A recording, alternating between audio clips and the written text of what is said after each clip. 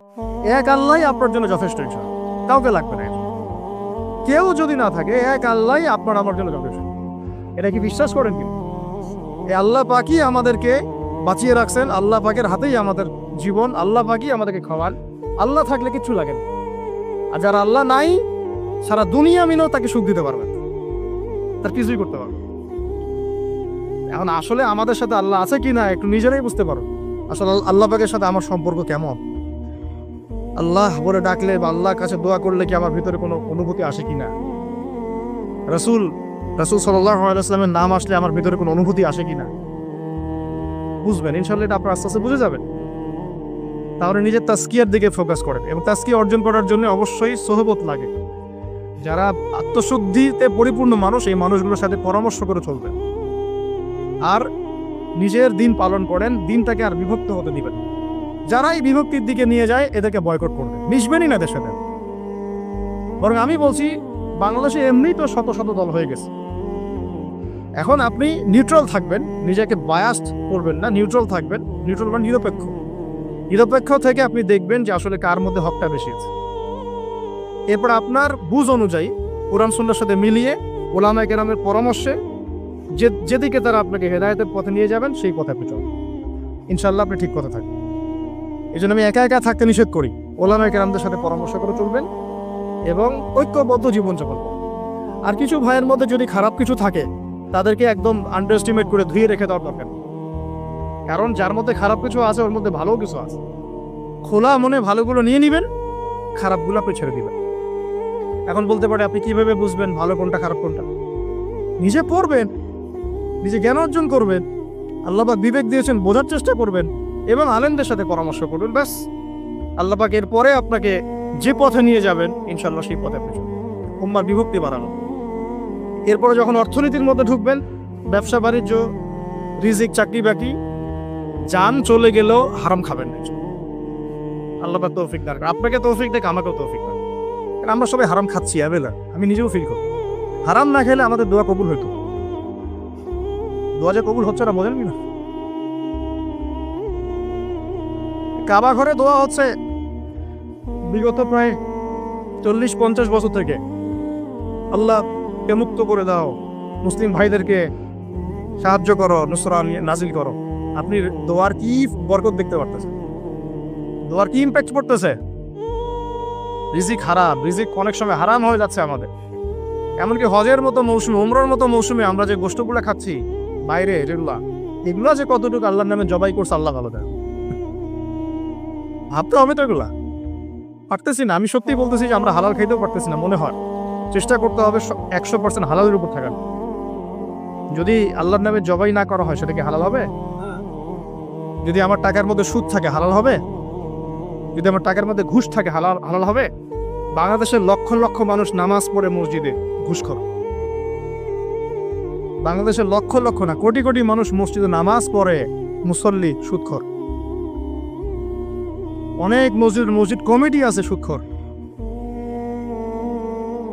ভাই, আমার কথা বলতে কোনো ভয় কাজ করে না, আর আমি কারো পরোয়া করি না। সত্য কথা বল, এক আল্লাহ ছাড়া। বাংলাদেশে লক্ষ লক্ষ মানুষ আছে মসজিদে নামাজ পড়ে সুদখোর, ঘুষখোর, দুর্নীতিবাজ, করাপ্টেড। আমাদের কথা বলছি, দাড়ি টুপি বলা মানুষ, আমরা বহু দাড়ি টুপি বলা মানুষ আছে, সমাজে চলাফেরা করি, আমাদের রিজিক ঠিক নেই, হারাম খাচ্ছি। দোয়া কবুল হবে? আল্লাহ পাক আমাদেরকে হারাম থেকে বাঁচান, হারাম থেকে বাঁচান। এরপর পরিবার যখন গঠন করতে যাবেন, ভুল করে পরিবারে অনইসলামিক কোনো মতাদর্শকে স্থান দিবেন। পরিবারের বউ বাচ্চা যেন পর্দা করে, খেয়াল রাখতে হবে।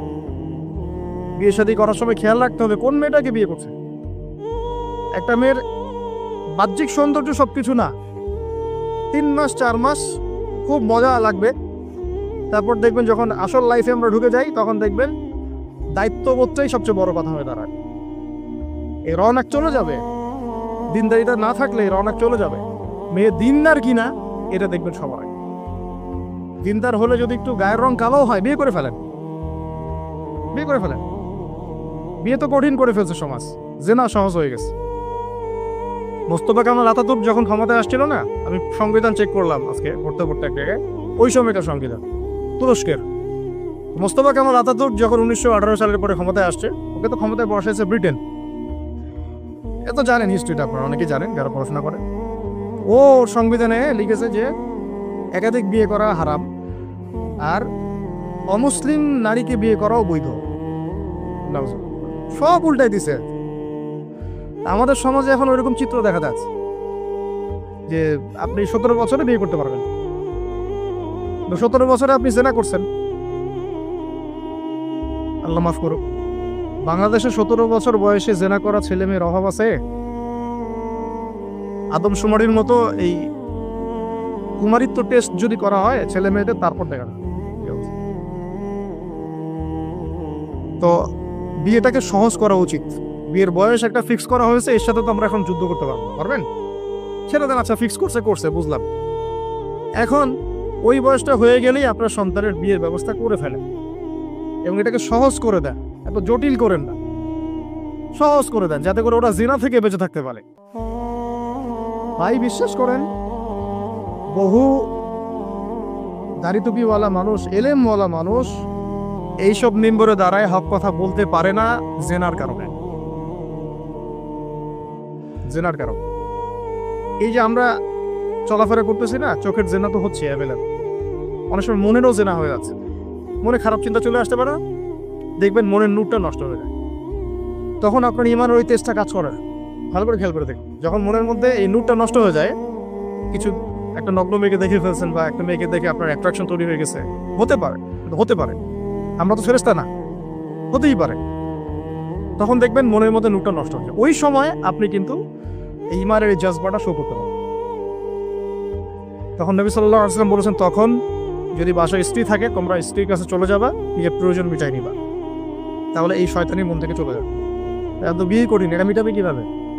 অনলাইনে ঢুকলেই দেখবেন আপনি নগ্নতা। এই ছেলে পেলে আমাদের সাথে যারা ঢাকায় থাকে এরা যদি আরো জান কি আছে, কি হয়। ছেলে নাই আর মেয়ে নাই, ও নিজে ছেলে। একটা মেয়ের যে চরিত্র খারাপ এটা বোঝার জন্য এতটুকু যথেষ্ট যে ও মোটর সাইকেলের পিছনে বসছে কিভাবে, এটা দেখবেন। একটা আপনার শালীন দিনদার স্ত্রীকে নিয়ে যদি আপনি মোটর সাইকেলে জানো, দেখবেন তার বসার ধরনটা কেমন, আর যাদের সাথে এই যে ফ্রি মিক্সিং এ প্রেম প্রীতির সম্পর্ক করে এদের বসার ধরনটা কেমন। বসাই আপনাকে বলে দেবে কত বড় বেয়াদব, কত বড় আদবহীন, বেহায়া একান্ত।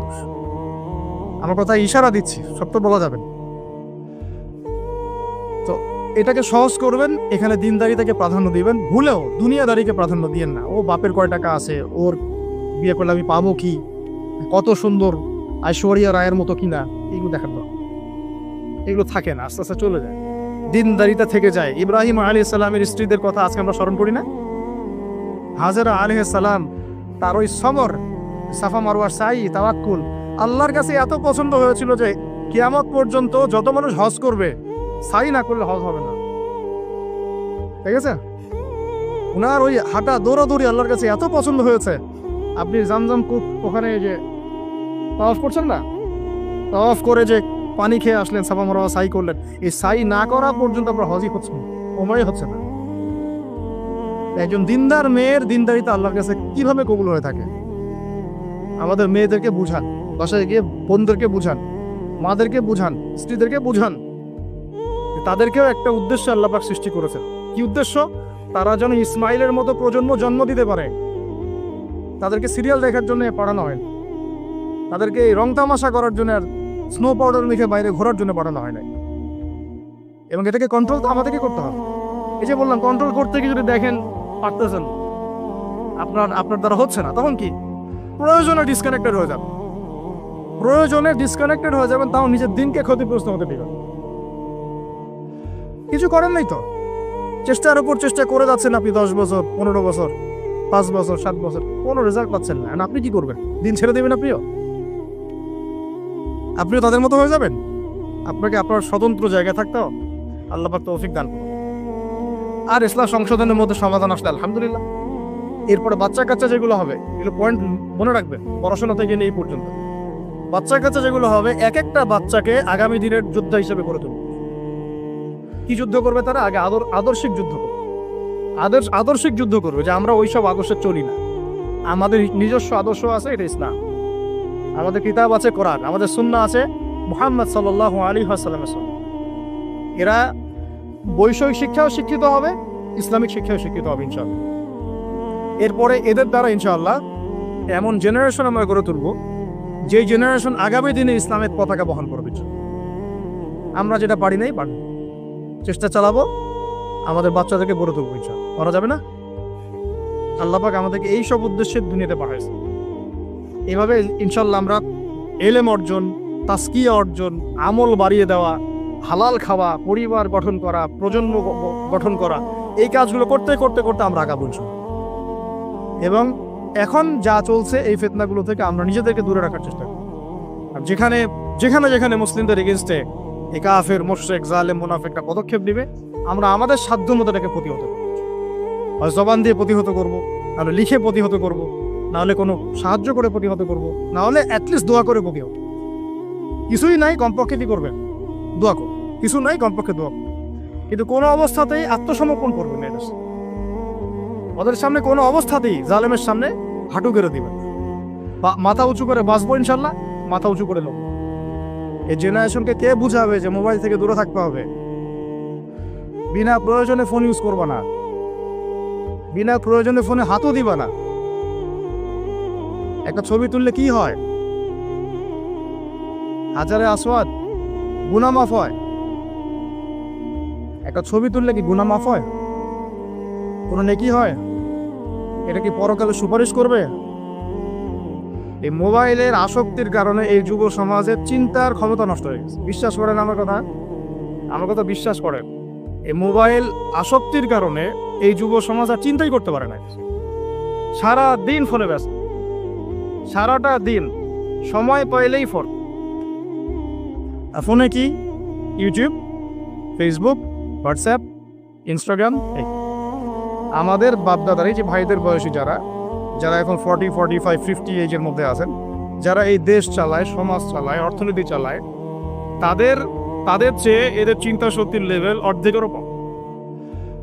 আমি আপনাদেরকে গ্যারেন্টি দিচ্ছি, এখন যদি আরেকটা মুক্তিযুদ্ধ হয়, আল্লাহ না করুক, তাহলে এই তরুণ প্রজন্ম কিছু করতে পারবে। আপনি আমার কথা বিশ্বাস করেন। টিকটকের একটা ভিডিওর জন্য এদের কাণ্ডকীর্তি দেখলে মনে হয় যেন মানুষ না গরু না ছাগল, কি আসলে।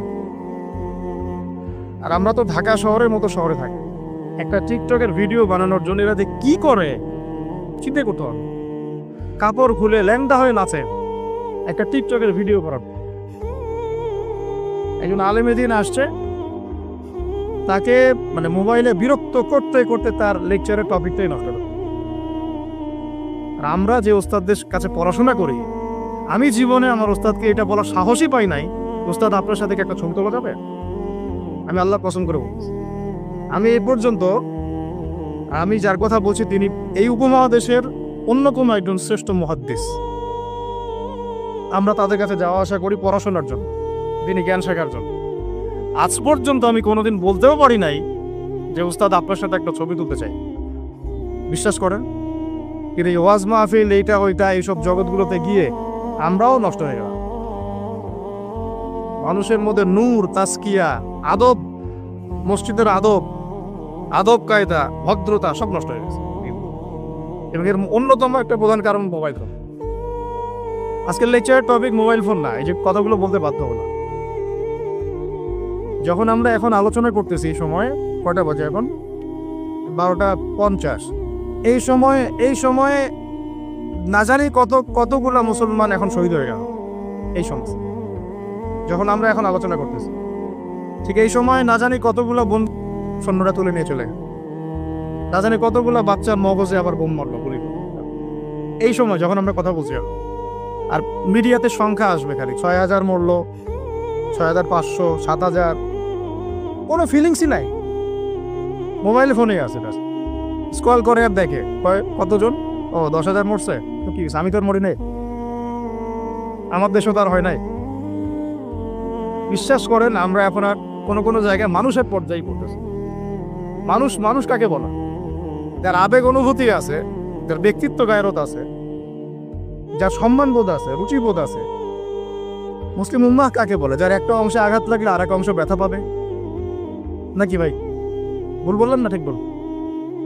একটা মুসলিম উম্মাহ মানে কি? একটা অঙ্গে আঘাত লাগছে আর একটা অঙ্গ ব্যথা পাবে।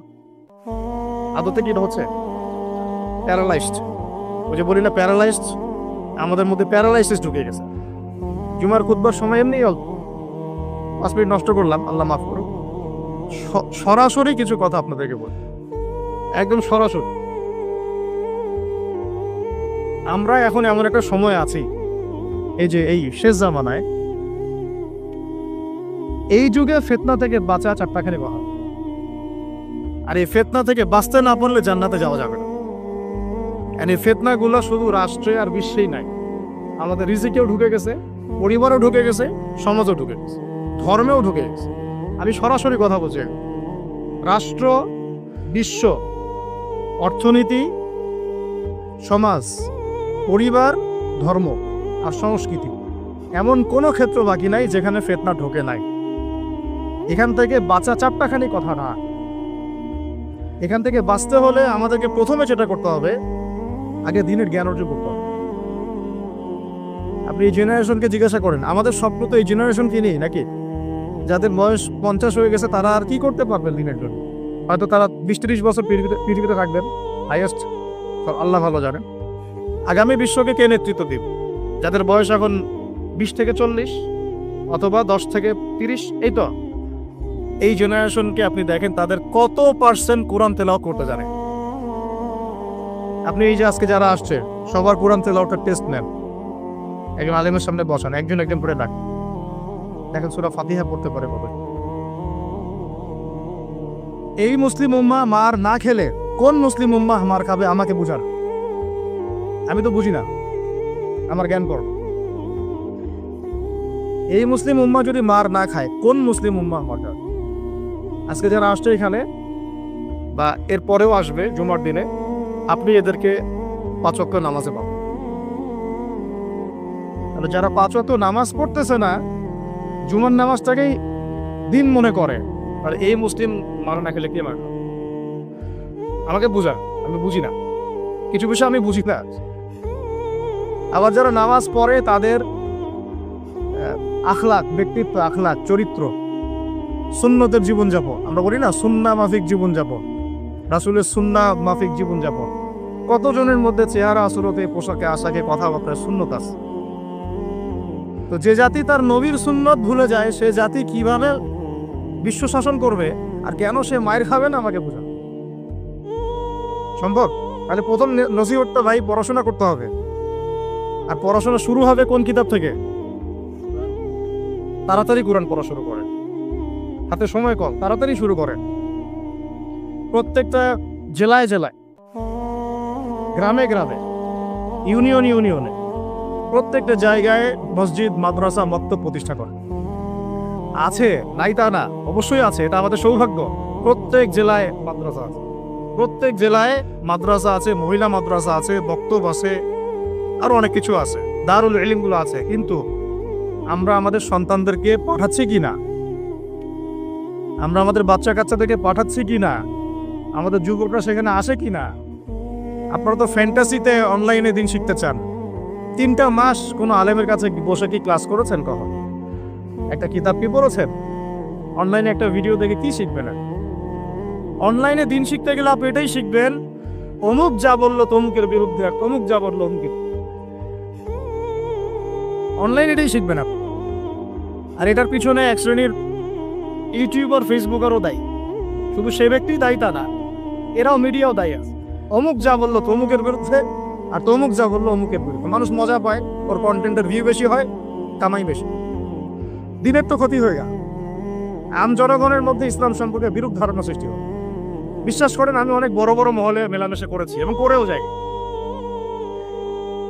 আমি ফখর করছি না। অনেক সময় এমপি মন্ত্রীরাও পর্যন্ত ফোন করে কথা বলেন যে আপনি অর্থনীতি সম্পর্কে যা বলছেন এর সাথে আমরা একমত। অন্তত এই জায়গায় একমত, আলহামদুলিল্লাহ, তাও ভালো। আমি বলি পরের বিষয়গুলো পরে বুঝবেন, ওগুলোও বুঝবেন পরে ইনশাল্লাহ। আমি ফখর করছি না এটা, কিন্তু সাধারণ মানুষের সাথে মিশে আমি কি জানলাম জানেন?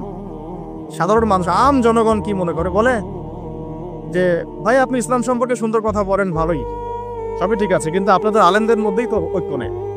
আপনি কাদেরকে নিয়ে দিন ক্যাম্প আমাকে বলেন, আমি কি উৎসাহ দিব? কি চাচা, কথা কি ঠিকটা ভুল? আপনি বলেন, আমি কি অ্যান্সার দিব?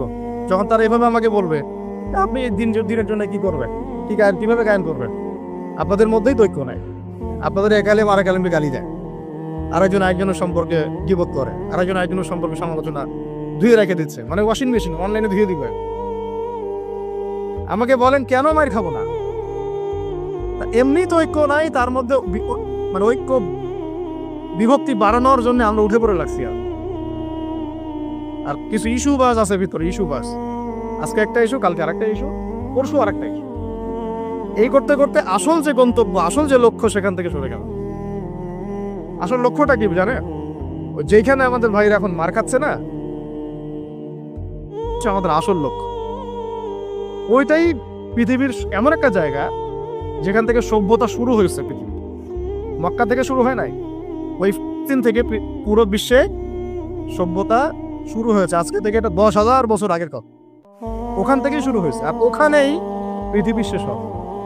ওইখানেই যতক্ষণ পর্যন্ত ঈসা আলাইহিস সালাম না আসছেন এবং ইসলামী খেলাফত আবার কায়েম না করছেন, কিয়ামত হবে না।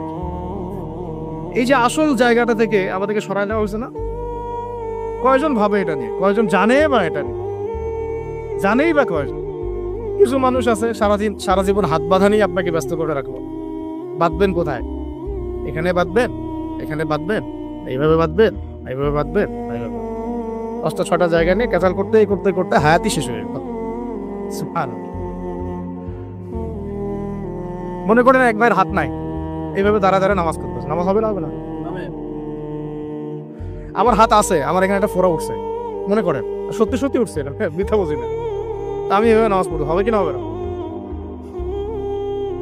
হাত বাঁধেই নাই সে, হবে না? হবে না? আর যখন বোম পরে জান থাকবে না, তখন হাত বেঁধে কি করবে? উম্মার মধ্যে মারামারি, কাটাকাটি, বিভক্তি, আর কাফেররা এসে উম্মার সাথে যুদ্ধ করা শুরু করবে, তখন হাত বাঁধে নিয়ে ব্যস্ত হয়ে থাকবে। এই ব্যস্ত আছেন বলেই তো হাতে অস্ত্র ধরতে পারছি না। এক ভাই খুব সুন্দর কথা বলছে যে বাংলাদেশ থেকে এরকম কিছু শায়েক এবং মানুষকে হায়ার করা এবং এদেরকে ছড়িয়ে দেওয়া, তাহলে জীবনেও তিনি আর অস্ত্র হাতে নিতে পারে, ওরা এগুলো নিয়েই ব্যস্ত থাকবে। আল্লাহ না করুক, যদি আল্লাহ না করুক, আমরা দোয়া করি, কিন্তু আমরা আশঙ্কা তো করি, আল্লাহ না করুক যদি শান্তিপূর্ণ এই বাংলার মাটিতেও কখনো এরকম পরিস্থিতির সৃষ্টি হয়, আল্লাহ না করুক, দোয়া করি আমরা, তখনও এক শ্রেণীর মানুষ এগুলো নিয়েই ব্যস্ত থাকবে। আপনাকে আপনার মূল লক্ষ্যটা থেকে সরায় দেওয়া হচ্ছে। এটা বোঝার জন্য, এই ফিতনাগুলো চেনার জন্য ভাই, সবার আগে দিনের জ্ঞান অর্জনের কোনো বিকল্প নাই। পড়তে রাজি আছি তো ইনশাআল্লাহ, অনলাইনে দিন শিখতে পারবেন না। কিছু ভালো ভালো আলেম আছেন যাদের লেকচার হয়তো শুনতে পারবেন, শুনে আপনি উৎসাহিত হতে পারবেন, বুস্টআপ হবেন, ইন্সপায়ার্ড হবেন, কিন্তু এটা দিন শেখার কনস্ট্রাকটিভ কোনো প্ল্যাটফর্ম না। আপনাকে খাতা কলম নিয়ে ওই স্কুল কলেজের মতোই আলেমদের কাছে আসতে হবে, সিলেবাস রেডি করতে হবে, সিলেবাসে পড়তে হবে, পড়ার জন্য জায়গা দরকার, মাদ্রাসা দরকার, মসজিদ দরকার, বক্তব্য দরকার, এগুলো আপনাদেরকে করতে হবে। আর যেখানে আছে সেগুলোকে আবাদ করতে হবে। যেমন মসজিদ করেছেন, আবাদ করেন এটাকে। মসজিদ মানে নামাজ পড়ে দরজা বন্ধ করে রেখে দিব, এর নাম মসজিদ? মসজিদ মানে এখান থেকে দিনের দাওয়াতটা ছড়াবে, দিনের শিক্ষাটা ছড়াবে, তাই নয় কি? আল্লাহ রসুল কি মসজিদ সাল্লাল্লাহু আলাইহি ওয়াসাল্লাম মসজিদ প্রতিষ্ঠা করে শুধু নামাজের সময় খুলতেন আর নামাজের পরে বন্ধ করতেন? 24 ঘন্টা এখানে ইবাদত, আমল, তাজকিয়া, জিকির, আজকার হতো না? এখনো তো মদিনায় হয়। মক্কা মদিনায় কি এখনো বন্ধ থাকে 1 মিনিটের জন্য?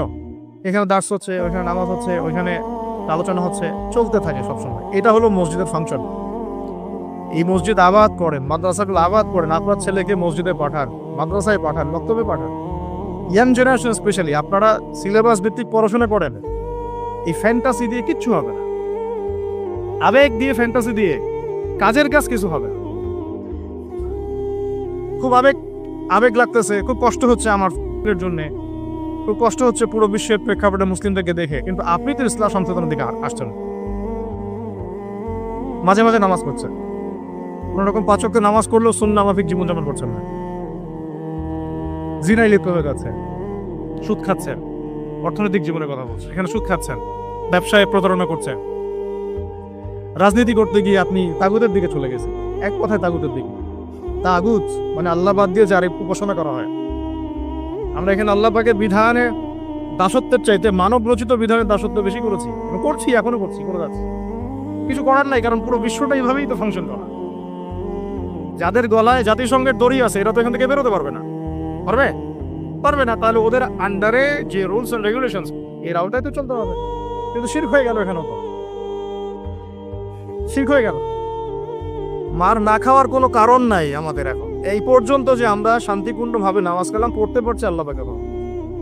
বিশ্বাস করেন আল্লাহ পাকের খাস রহমত। জানি না কত বছর এই রহমত থাকবে এইভাবে যদি আমরা সতর্ক না হই। সতর্ক হওয়ার জন্যই বলছি ভাই, এগুলো নিয়ে আমরা অনেক ভাবি, না বুঝে না জেনে একটা শব্দ বলছি না। আল্লাহর কসম, আমি না বুঝে না জেনে না স্টাডি করে একটা কথা বলতেছি। শেষ জামানার সবচেয়ে ইম্পর্টেন্ট জায়গা ওই, পুরো বিশ্বটা ওইখানে গিয়ে আস্তে আস্তে শেষ হয়ে যাবে।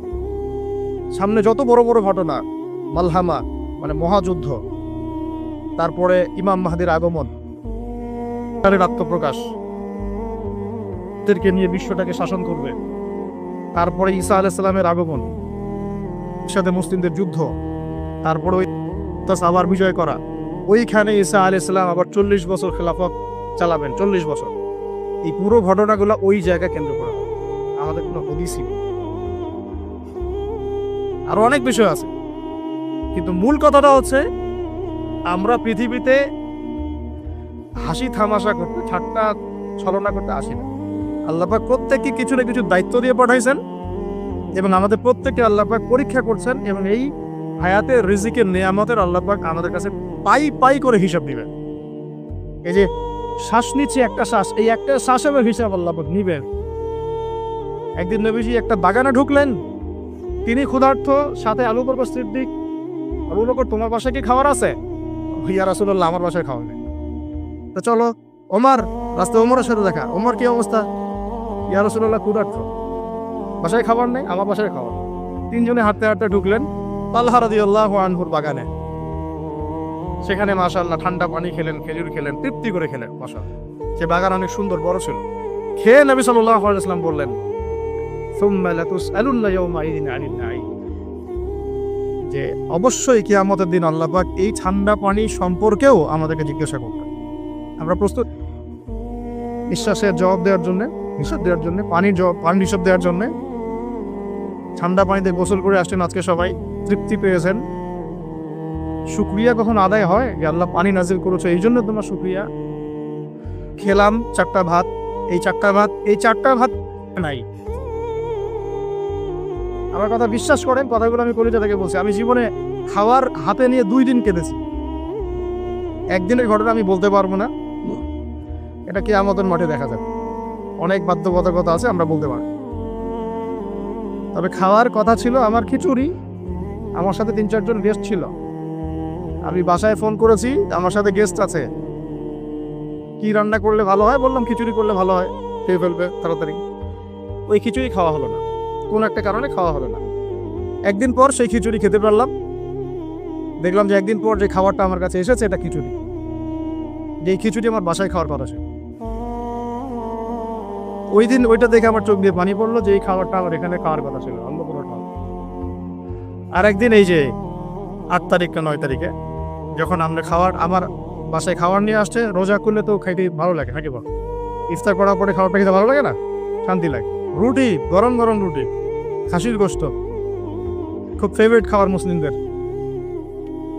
বিশ্বাস করে খেতে পারতেছি না, মিথ্যা কথা বলছি না, ফখর করেও বেশি বলছি, আল্লাহর কসম, আল্লাহ সাক্ষী।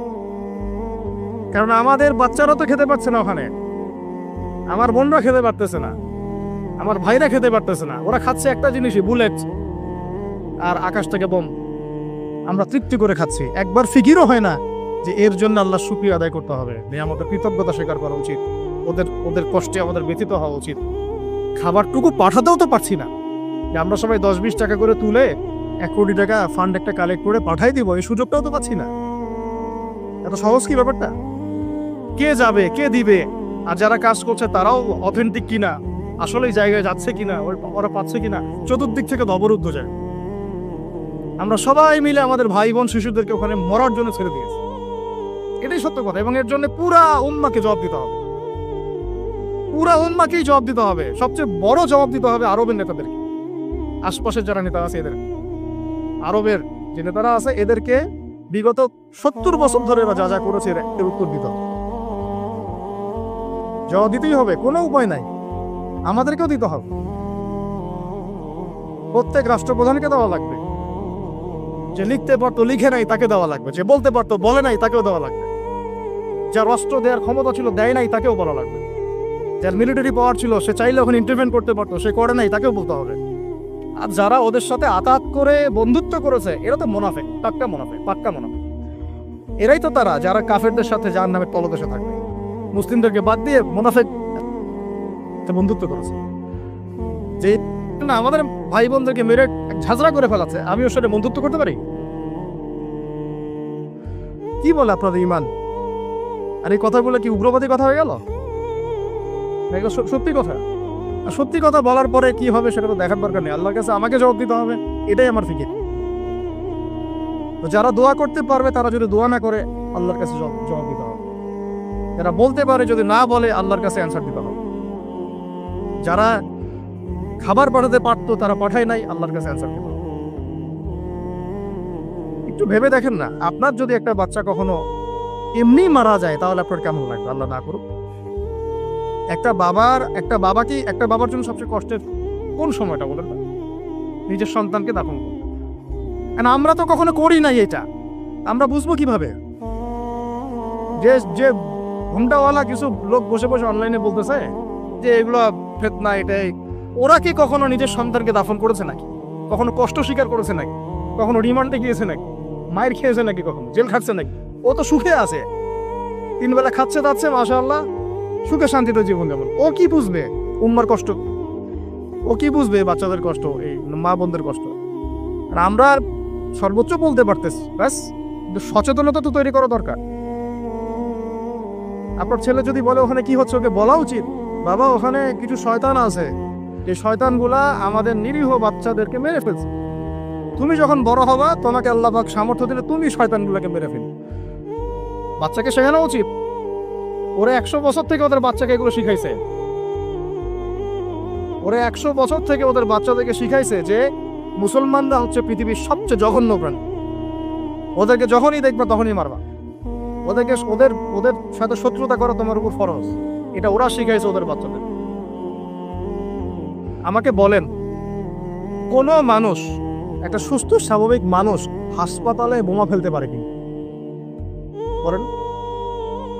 সে হোক বা খ্রিস্টান বা হিন্দু বা বৌদ্ধ বা মুসলিম, মুনাফিক, যেই হোক, কোনো মানুষ কি হাসপাতালে বোম ফেলতে পারে?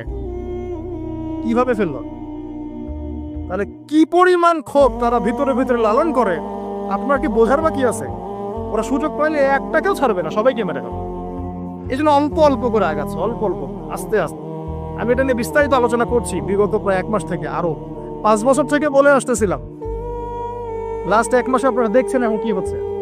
ধারাবাহিক এরকম সেশন আসবে ইনশাল্লাহ। আরো অনেক কথা আছে, কিভাবে এই জায়গাটা রাষ্ট্র, এটা চারটাখানি কথা না, বিশাল হিস্ট্রি।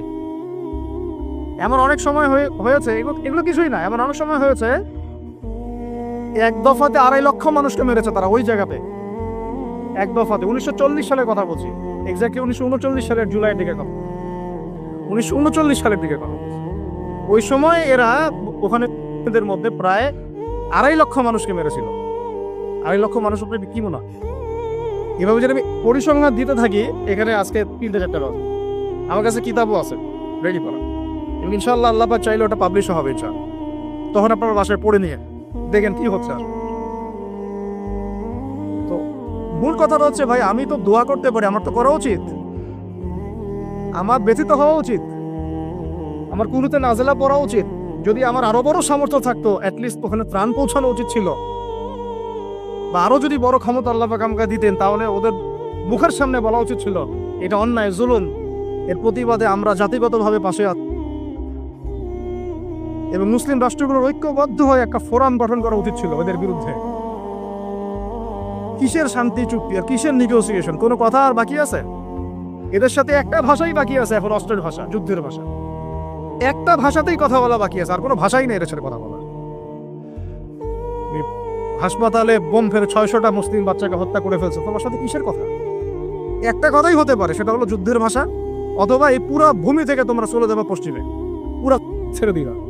এটাই ছিল আমাদের ভাষা। কিন্তু বিগত 75 বছর ধরে আমরা এগুলো করতে পারি না।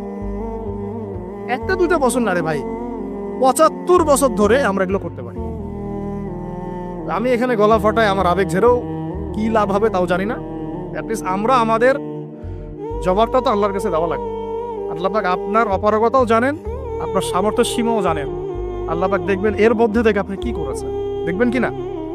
এখন ভাই আমাদের কি এইসব মোবাইল, সেলফি, হাবি জাবি এগুলোই জীবন?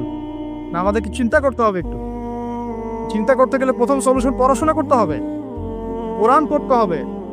যে যাই বলুক কোরআন পড়লেই হয়ে যাবে, সেই হয়ে যাবে, সব কথা বাদ দেন, আপনি কোরআন পড়েন। যে যাই বলুক না কেন, কোরআন পড়তেই হবে আপনাকে, এর অনুবাদ আপনাকে পড়তেই হবে, তাফসীর আপনাকে ঘাটতেই হবে, পাশাপাশি নবীর হাদিসগুলো আপনাকে পড়তে হবে।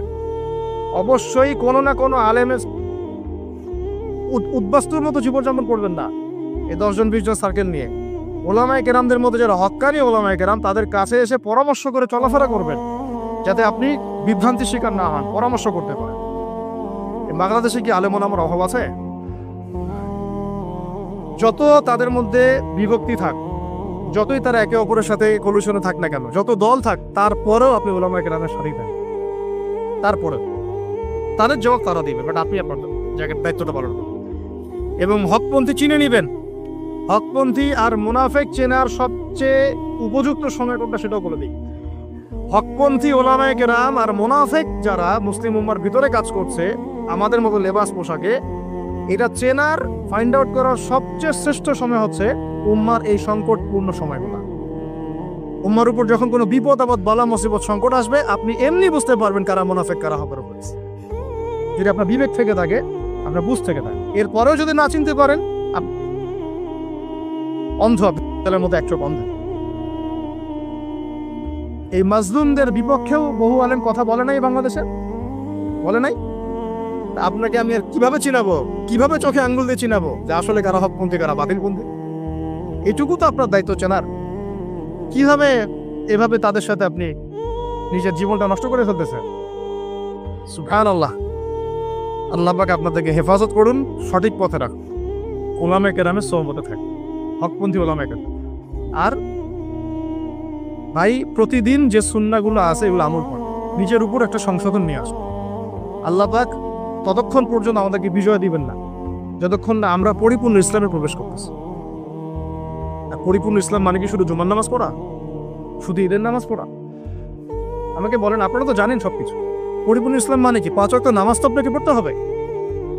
আল্লাহ যদি তৌফিক দেন, সামর্থ্য দেন, তাহাজ্জুদও করতে হবে, চেষ্টা করতে হবে, নফল আমল বাড়াই দিতে হবে, জিকির আজগার, তেলাওয়াত, তাসবিহ, তাহলিল বাড়াই দিতে হবে, আল্লাহর কাছে কান্নাকাটি বাড়াইতে হবে, ফিতনা থেকে দূরে আসার চেষ্টা করতে হবে, এই জগতের মোহ ছাড়তে হবে। যতটুকুতে আমার জীবন চলে যায় বাস এতটুকুতেই। আমি এইভাবেও বলতেছি আপনাদেরকে এখন সরাসরি, নিজেদের আপনজনদের মধ্যে, পরিবারের মধ্যে, বংশের মধ্যে কেউ যদি আপনাকে দিনের পথে চলতে বাধা প্রদান করে, ফিতনা সৃষ্টি করে, আপনি তার থেকেও নিজেকে সরা রাখুন। দিন আপনার, জীবন আপনার, মানে আদিন আমার, জীবন আমার, ইহকাল আমার, পরকাল আমার, জবাব আমার। আমার অন্য কারো দ্বারা প্রভাবিত হয়ে দিন নষ্ট করা যাবে না, যাবে? অনেক সময় হয় না, আমাদের বংশে, পরিবারে, কাছের অনেক মানুষ আপনাকে দিনের পথে চলার ক্ষেত্রে প্রতিবন্ধকতা সৃষ্টি করতেছে। আমি বলতেছি না ওদের সাথে আপনি সম্পর্ক নষ্ট করে দেন, কাট অফ হয়ে যান, এটা বলতেছি না। বলতেছি আপনি ইসলামিক দূরত্ব মেনটেন করেন, নিজেকে নিয়ে থাকেন, আপনি আল্লাহকে নিয়ে থাকেন। আমাদের বড় বড় ইস্যুগুলো নিয়ে বেশি কথা বলা উচিত। মুসাফা এক হাতে হবে না, 2 হাতে। এর জন্য কি জান্নাত জাহান্নামের ফয়সালা হয়ে যাবে? তাই মনে হয় আপনাদের? সুবহানাল্লাহ। একজন বলছে ইশারা করতে হবে তাশাহুদে এভাবে, আরেকজন বলছে একটু নড়াতে হবে। এই মাসআলাটার জন্য কি আপনার জান্নাত জাহান্নামের ফয়সালা হয়ে যাবে মনে হচ্ছে আপনার? অথচ আকীদার ঠিক নাই, এদিকে আমলের ঠিক নাই, অর্থনৈতিক জীবনের ঠিক নাই, মুআমালাতের ঠিক নাই, সম্পত্তির বন্টন মেরাসের ঠিক নাই, এগুলো ঠিক নাই, এবং আল্লাহর জমিন, আল্লাহর দ্বীন বাস্তবায়নের কোনো চেষ্টাই নাই। অথচ এগুলো নিয়ে ব্যস্ত হয়ে আছে। আল্লাহ পাক আমাদের বিচক্ষণতা দান করুন, দূরদর্শিতা দান করুন। আমিন। আসুন, মুসাফা করতে বলেছেন নবীজি, তারপরে বলবেন যে মরহু, তাকে আদেশ করুন, এখানে আদেশ মানে হচ্ছে অনুরোধ করুন, তাকে আদেশ করুন বা অনুরোধ করুন আইয়াস্তাগফিরুল্লাহ, সে যেন তোমার জন্য ইস্তেগফার করে। কে? যে ব্যক্তি হজ করে এসেছে, হাজি, তাকে সালাম দিবেন, মুসাফা করবেন, দিয়ে বলবেন যে ভাই আপনি আমার জন্য একটু দোয়া করেন। কারণ ফাইন্নাহু মাগফুরুল্লাহ, কারণ সে ব্যক্তি একজন ক্ষমাপ্রাপ্ত মানুষ। তবে একটা বিষয়, মানুষের সম্পদ আত্মসাৎ করে সুদের টাকা দিয়ে, ঘুষের টাকা দিয়ে, প্রতারণা, বাটপাড়ি, দুর্নীতির টাকা দিয়ে হজ করতে গিয়ে কতটুকু মাগফুর হয়ে আসা যাবে, এটা একটা প্রশ্নবিদ্ধ বিষয়। তো এই বিষয়গুলোকে ক্লিয়ার করে হজ করতে যাওয়া উচিত। আল্লাহ পাক আমাদেরকে তৌফিক এনায়েত করুন, আমিন। এই দিনের একটা প্রতিশ্রুতি আছে। কি প্রতিশ্রুতি? আয়েশা রাদিয়াল্লাহু আনহা থেকে সহিহ মুসলিমে এসেছে এবং জাবের রাদিয়াল্লাহু আনহু থেকে ইবনে হিব্বানের 3853 নম্বর হাদিসে এসেছেন। আল্লাহ রাব্বুল আলামিন এই দিনে হাজীদেরকে দেখে বলেন, যারা আরাফার মাঠে এসেছেন তাদেরকে দেখে বলেন যে আমার এই বান্দারা দূর দূরান্ত থেকে সফর করে এখানে এসেছে, ওদের চেহারাগুলো তাকিয়ে দেখো, ক্লান্ত, ক্লিষ্ট, চুলগুলো এলোমেলো, পরিশ্রান্ত, তারা আমার রহমতের প্রত্যাশী, অথচ তারা কেউ আমার আযাব দেখে নাই। হে ফেরেশতারা, তোমরা সাক্ষী থাকো, আমি তাদের সবাইকে মাফ করে দিলাম।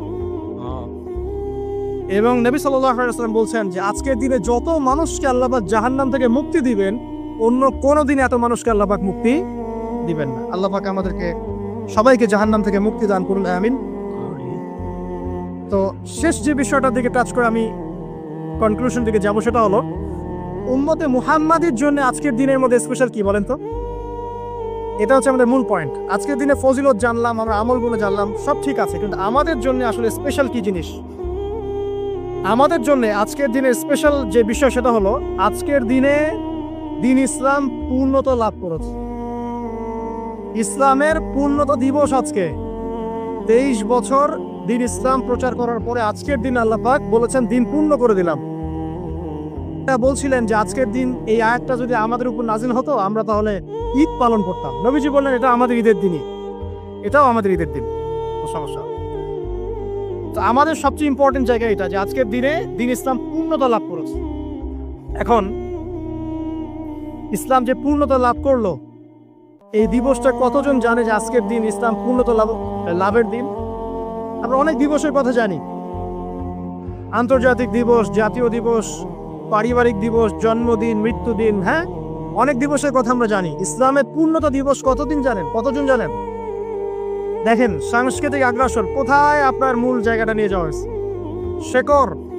শেকড় ভুলে গেছে মানুষ। এখন মানুষ শেকড় ভুলে বিদেশিদের সংস্কৃতি লালন করছে, কোনো কোনো ক্ষেত্রে বিদেশি প্রভুদের দাসত্ব করছে। 23 বছর নবী সাল্লাল্লাহু আলাইহি ওয়াসাল্লাম দিনের জন্য অক্লান্ত মেহনত করেছেন। ওহী আসার পর থেকে প্রথম 3 বছর গোপন দাওয়াত দিয়েছেন, একদম গোপনে গোপনে দাওয়াত দিয়েছেন। আবু বকর, ওসমান, ওমর, আলী এরকম কিছু সাহাবী ইসলাম কবুল করেছেন। আস্তে আস্তে দাওয়াত প্রচার লাভ করেছে। যত প্রসার হয়েছে তত মানুষের অত্যাচার বেড়েছে। এক পর্যায়ে তাকে সাহাবী থেকে আবিসিনায় হিজরত করতে পাঠাতে হয়েছে। তারপর তিনি তায়েফে গিয়েছেন, ওখান থেকে রক্তাক্ত হয়ে মক্কায় এসেছেন। আবার সেখান থেকে ইয়াসরিব, মদিনায় গিয়েছেন। ইয়াসরিবের মানুষ ইসলাম কবুল করেছিল। তারা নবী সাল্লাল্লাহু আলাইহি ওয়াসাল্লামকে আশ্রয় দিলেন, সাহাবীদেরকে আশ্রয় দিলেন। নবীজি সেখানে গিয়ে একটা ইসলামিক কমিউনিটি করলেন, মসজিদে নববী করলেন, সেখানে অর্থনীতি স্ট্রং করলেন, সেখানে একটা ইমারা গঠন করলেন, সেখানে একটা জামা গঠন হলো। এরপরে যখন মুশরিকরা তাদেরকে আক্রমণ করতে শুরু করলো, তখন বদরের যুদ্ধ হয়ে গেল। তারপর উহুদ, তারপর খন্দক, তারপর আপনার এই যে হুদাইবিয়া, খাইবার, হতে হতে চলতে থাকলো। এক পর্যায়ে পররাষ্ট্রনীতি অ্যাপ্লাই করলেন। রোমের সম্রাটকে দাওয়াত দিচ্ছেন, মিশরের মুকাফিয়াসকে দাওয়াত দিচ্ছেন, পারস্যের খসরুকে দাওয়াত দিচ্ছেন, সব জায়গায় দাওয়াতি কাজ ছড়িয়ে পড়তে লাগলো। 23 বছর অক্লান্ত পরিশ্রম। এক পর্যায়ে এই যে শেষে, একদম জীবনের শেষ পর্যায়ে এসে তিনি বিদায় হজ করলেন। একটাই হজ করেছেন তিনি, নবী সাল্লাল্লাহু আলাইহি ওয়াসাল্লাম একটা হজই করেছেন জীবনে। এবং সেই হজের দিন যখন এই ভাষণ তিনি দিচ্ছেন, তখন আল্লাহ পাক এই আয়াতটা নাজিল করে দিনটাকে পরিপূর্ণতা দান করলেন। আজকের দিনের মূল শেকড়টা কোথায় বুঝতে পারছেন? এই 23 বছরের দাওয়াতি জীবনের পরিসমাপ্তি এখানে। আজকের দিনের পরে আসলে পূর্ণাঙ্গ কোনো সূরা নাজিল হয়নি। সর্বশেষ নাজিল হয়েছে সূরা নাসর, ইযা জাআ নাসরুল্লাহি ওয়াল ফাতহ। এরপরে বিচ্ছিন্ন 2-1টা আয়াত নাজিল হয়েছে, কিন্তু পূর্ণাঙ্গ আর কোনো সূরা নাজিল হয়নি। আজকের দিনের পর নবী সাল্লাল্লাহু আলাইহি ওয়াসাল্লাম মাত্র 80 বা 83 দিন বেঁচে ছিলেন। সর্বশেষ যে কথাটা আমরা শুনবো এখন সেটা হলো নবী করিম সাল্লাল্লাহু আলাইহি ওয়াসাল্লাম আজকের এই দিনে জনগণকে উদ্দেশ্য করে কিছু কথা বলেছিলেন। এই কথাগুলো বলে তিনি আজকের হজটা শেষ করেছেন। আমরা অনেকেই এই ভাষণটা সম্পর্কে জানি না। আমরা অনেক ভাষণ নিয়ে এখন গর্ব করি। নবী করিম সাল্লাল্লাহু আলাইহি ওয়াসাল্লামের এই যে সর্বশ্রেষ্ঠ ভাষণ, এটা কতজন জানেন? বিদায় হজের ভাষণ। কতজন জানেন বিদায় হজের ভাষণে নবী সাল্লাল্লাহু আলাইহি ওয়াসাল্লাম কি বলেছিলেন উম্মতকে? আমরা একটু আপনাদেরকে শোনাবো, শুনিয়ে ইনশাআল্লাহ লেকচারটা শেষ করব।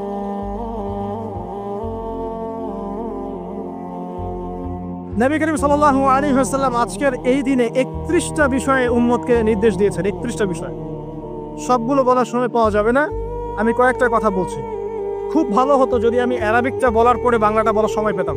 আমার হাতে 5 মিনিট সময় আছে, কারণ অ্যারাবিকটার যে ভাব গাম্ভীর্যটা বাংলা আসলে আসবে না। তারপরে আমি চেষ্টা করছি। নবী করিম সাল্লাল্লাহু আলাইহি ওয়াসাল্লাম সবার সামনে দাঁড়িয়ে দীর্ঘ 23 বছর অক্লান্ত পরিশ্রম করে দাওয়াতি মিশন কমপ্লিট করার পরে সবাইকে সমবেত করে একটা হজ করলেন। হজ করার পরে তিনি গুরুগম্ভীর কণ্ঠে বলছেন,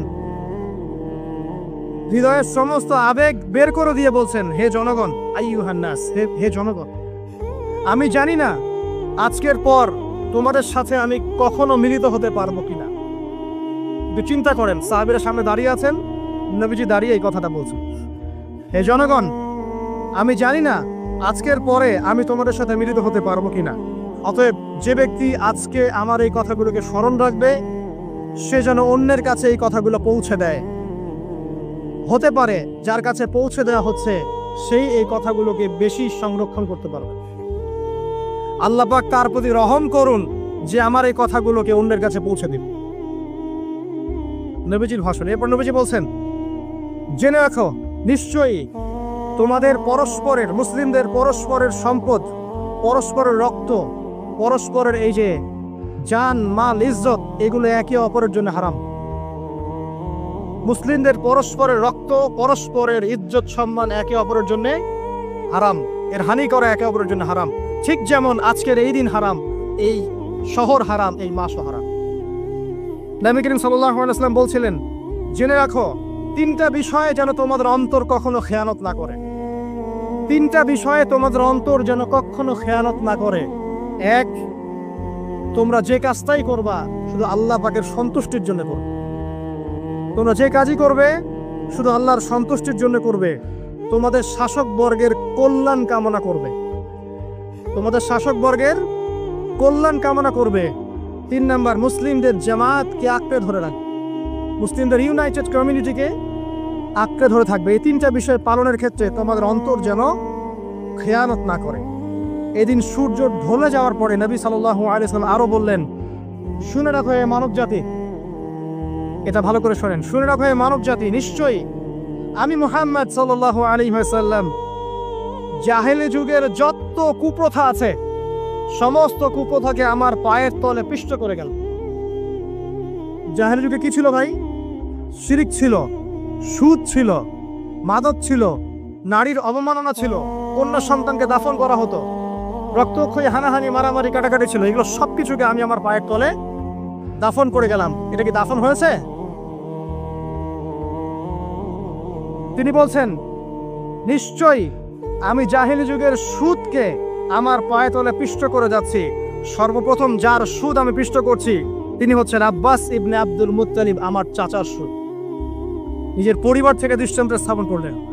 তিনি আরো বললেন, হে উপস্থিত জনগণ, তোমরা মেয়েদের ব্যাপারে সতর্ক থাকবে এবং তোমাদের স্ত্রীদের ব্যাপারে সতর্ক থাকবে, তাদের হকের ব্যাপারে সতর্ক থাকবে, কেননা তোমরা তাদেরকে আল্লাহর কালিমার মাধ্যমে হালাল করে নিয়েছো। অতএব তাদের ব্যাপারে তোমরা সতর্ক থাকবে।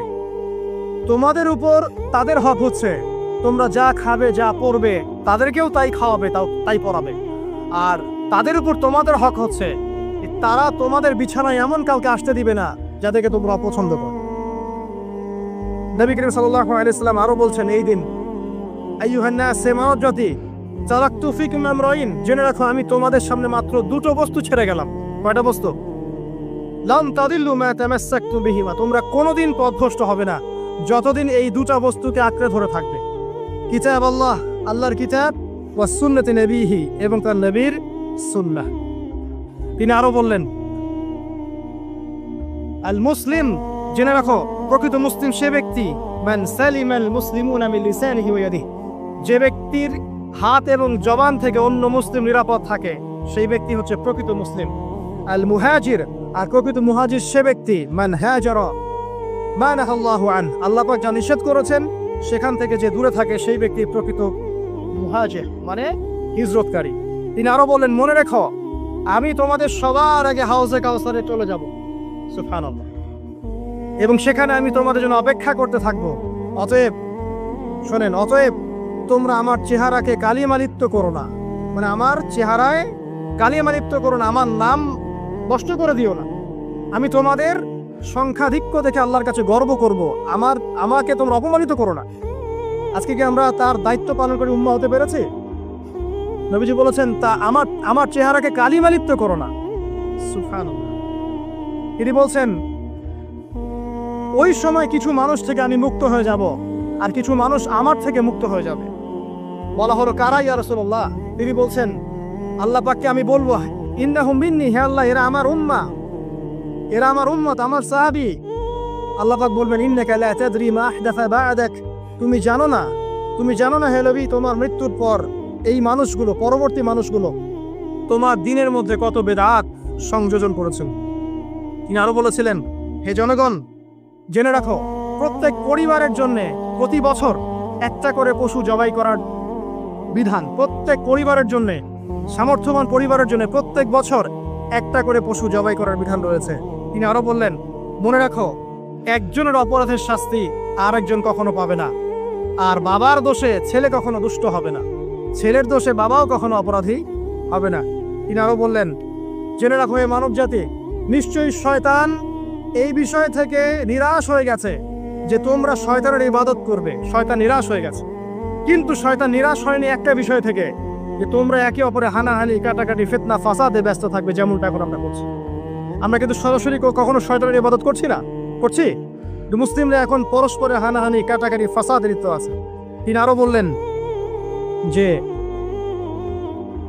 একজন মুসলিমের জন্য হালাল নয় অন্য মুসলিমের সম্পদ আত্মসাৎ করা, যতক্ষণ না সে স্বেচ্ছায় খুশি মনে তোমাকে সম্পদ প্রদান করে। অতএব তোমরা একে অপরের প্রতি জুলুম করবে না। তিনি আরো বললেন, সাবধান, আমার ইন্তেকালের পরে তোমরা একে অপরের গর্দান উড়িয়ে কাফের হয়ে যেও না। সাবধান, আমার ইন্তেকালের পর তোমরা একে অপরের গর্দান উড়িয়ে কাফের হয়ে যেও না। তিনি আরো বলেছেন, একজন মুসলিম আরেকজন মুসলিমকে গালি দিতে পারে না। যদি একজন মুসলিম আরেকজন মুসলিমকে গালি দেয়, এটা হচ্ছে ফাসিকি, এবং একজন মুসলিম যদি আরেকজন মুসলিমের সাথে যুদ্ধ করে, এটা হবে এক প্রকার কুফরি। তিনি আরো বলেছেন, হে জনগণ জেনে রাখো আমার পরে কোনো নবী নেই, আর আমার পরে তোমরা ব্যতীত আর কোনো উম্মত নেই। এর চেয়ে স্পষ্ট কথা হতে পারে?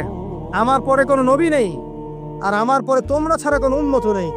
তাহলে আমরা যখন নতুন নতুন নবী বানিয়ে নিচ্ছি, কোনো কোনো ক্ষেত্রে বলছি একজন ব্যক্তি ছিলেন, সে নিজে ঈসাও ছিল, সে মাহদিও ছিল, সে নবীও ছিল। এবং দিন দিন মানুষ এই খাতায় নাম লেখাচ্ছে, সুবহানাল্লাহ। সর্বশেষ তিনি বললেন যে যদি তোমাদের উপরে, হে মানব জাতি জেনে রাখো, যদি তোমাদের উপরে একটা নাক কাটা কালো কুৎসিত কোন আমির বা শাসকও চলে আসেন, এবং সে যদি তোমাদেরকে আল্লাহর রাস্তায়, আল্লাহর কিতাব সুন্নাহ অনুযায়ী পরিচালিত করেন, তোমরা অবশ্যই তার আনুগত্য করবে, তার বিরুদ্ধে বিদ্রোহ করবে না, তার আনুগত্য করবে। জেনে রাখো, শেষে তিনি বলেন, জেনে রাখো হে মানব জাতি, আজকে থেকে কুল্লুকুম মিন আদম, তোমরা সবাই আদম সন্তান, ওয়া আদামু মিন তুরাব, আর আদম হচ্ছে মাটির সন্তান। আরবের উপর অনারবের, অনারবের উপর আরবের, সাদার উপর কালোর, কালোর উপর সাদার, লালের উপর কালোর, অথবা কালোর উপর লালের কোনো রকম প্রাধান্য নাই। ইল্লা তাকওয়া, শুধু তাকওয়া ব্যতীত। যে ব্যক্তি বেশি মুত্তাকি, সে আল্লাহর কাছে বেশি মর্যাদার অধিকারী হবে ইনশাআল্লাহ তাআলা। সর্বশেষ তিনি আঙ্গুলটা উঁচু করলেন, নিজের শাহাদাত আঙ্গুল উঁচু করে আকাশের দিকে তাকালেন, এরপর জনগণের দিকে তাকালেন, তাকিয়ে বললেন যে তোমাদের ব্যাপারে, হে জনগণ, তোমাদের ব্যাপারে আমাকে আল্লাহ জিজ্ঞাসা করবেন। ফামা আনতুম কাইলুন, তোমরা ওই সময় কি বলবে আমার সম্পর্কে? তখন সাহাবীরা বললেন, আমরা বলবো যে আপনি বাল্লাগতা রিসালাতাক, আপনি আপনার রিসালাত পৌঁছে দিয়েছেন, ওয়াজ্জা আমানাতাক, আপনার আমানত পূর্ণ করেছেন, ওয়া নাসাহতা উম্মাতাক, এবং আপনি আপনার উম্মতকে নসিহত করেছেন। এরপরে তিনি আকাশের দিকে তাকিয়ে বললেন, আল্লাহুম্মা ফাশহাদ, হে আল্লাহ আপনি সাক্ষী থাকেন। আল্লাহুম্মা ফাশহাদ, হে আল্লাহ আপনি সাক্ষী থাকেন। আল্লাহুম্মা ফাশহাদ, হে আল্লাহ আপনি সাক্ষী থাকেন যে আমি আমার দায়িত্ব পৌঁছে দিয়েছি। এরপরে নাজিল হলো, আল ইয়াউমা আকমালতু লাকুম দীনাকুম ওয়া আতমামতু আলাইকুম নি'মাতি ওয়া রাদিতু লাকুমুল ইসলামা দীনা। এই হলো বিদায় হজ, আজকের এই আরাফার প্রেক্ষাপট। আমরা কতজন এটা নিয়ে চিন্তা করেছি? 1 মিনিট একটু বলে শেষ করি। দেখেন, শেষ ওসিয়ত যেগুলো হয় মানুষের, এটা খুব হৃদয় বিদারক হয় না? বাবা ইন্তেকাল করছেন, সন্তানের জন্য ওসিয়ত করে যাচ্ছেন, মাকে দেখিস, ইত্যাদি ইত্যাদি। হৃদয় বিদারক হয় না? মানুষ সারা জীবন মনে রাখে না? বাট আমরা আমাদের এই নেশন, এই উম্মাহ, নবী সাল্লাল্লাহু আলাইহি সাল্লাম উম্মাহ বলে আমরা যারা দাবি করছি, আমাদের মধ্যে বেশিরভাগ মানুষ নবী সাল্লাল্লাহু আলাইহি সাল্লামের শেষ এই নসিহতগুলো ভুলে গেছে। নসিহতগুলোর মধ্যে সবচেয়ে ইম্পর্টেন্ট ছিল শিরক থেকে দূরে থাকা, সুদ থেকে দূরে থাকা, মুসলিম ভেদাভেদ না করা, শাসকের কল্যাণ কামনা করা, বিদ্রোহ না করে শাসককে উত্তম নসিহত করা। এবং আরেকটা হাদিসে তিনি বলেছিলেন 5 ওয়াক্ত সালাত আদায় করবে, সওম পালন করে রমজান মাসে, সাধ্যমতো সাদাকা করবে, মুসলিমদের জামাত আঁকড়ে ধরবে, ইনশাআল্লাহ হাসতে হাসতে জান্নাতে প্রবেশ করবে। আও কামা ক্বালা আলাইহিস সালাম। জাহেলি যুগের সমস্ত প্রথা ছেড়ে দেওয়া ছিল আজকের দিনের মূল মর্ম, আমরা ছাড়তে পারছি না। সুদ ছেড়ে দেওয়া ছিল মূল মর্ম, ছাড়তে পারছি না। শিরক থেকে বেরোতে পারছি না। বেদাতীদের ব্যাপারে ধমক দেওয়া হয়েছে, বেদাত ছাড়তে পারছি না। খেয়াল করে দেখেন, মুসলিম হানাহানি কাটাকাটি এখনো ছাড়তে পারছি না। ইভেন ধর্মতাত্ত্বিকভাবেও আমরা বহু দল এবং উপদলে বিভক্ত হয়ে গেছি, কারোর সাথে কারো ঐক্য নাই। সব মিলিয়ে নবী সাল্লাল্লাহু আলাইহি ওয়াসাল্লামের শেষ ওসিয়তগুলো, কিতাব এবং সুন্নাহ আঁকড়ে ধরা, এটা আমরা সবাই আঁকড়ে ধরতে পারছি না। আজকের এই দিবসগুলো এই জন্যই আল্লাহ পাক বারবার ফিরিয়ে দেন, যাতে করে এগুলো নিয়ে আলোচনা হয়, আমরা এগুলো জানতে পারি এবং আমল করতে পারি, এই চেতনাগুলো লালন করতে পারি, নিজেরাও শিখি, পরিবারকেও শেখাই, আগামী প্রজন্মকেও শেখাই ইনশাআল্লাহ তাআলা। আশা করছি ইনশাআল্লাহ আমরা যদি নাও পারি, এক সময় এমন একটা প্রজন্ম আসবে যারা নবী সাল্লাল্লাহু আলাইহি ওয়াসাল্লামের উম্মার মতো উম্মাহ হবে ইনশাআল্লাহ। অতএব প্রিয় দিনী ভাইয়েরা, আসুন আজকের দিন, জুমার দিন, আমরা এই দিনে ইবাদতগুলো বাড়িয়ে দেই, আরাফা, সওম এবং দোয়া, জিকির আজকারগুলো বাড়িয়ে দেই, একই সাথে আসন্ন কুরবানির প্রস্তুতি গ্রহণ করি, এবং আজকের দিনে, আরাফার এই দিনে হাজিদের সাথে আমরাও শরীক হয়ে আল্লাহর কাছে বলি যে আল্লাহু আকবার, আল্লাহু আকবার, লা ইলাহা ইল্লাল্লাহ, আল্লাহু আকবার, আল্লাহু আকবার, ওয়ালিল্লাহিল হামদ। এবং নবী করিম সাল্লাল্লাহু আলাইহি ওয়াসাল্লাম রেখে যাওয়া এই যে শেষ বাক্যগুলো, এগুলো সবার কাছে পৌঁছে দেই। যে ব্যক্তি পৌঁছাবে তার উপর আল্লাহ পাক রহম করবে ইনশাআল্লাহ।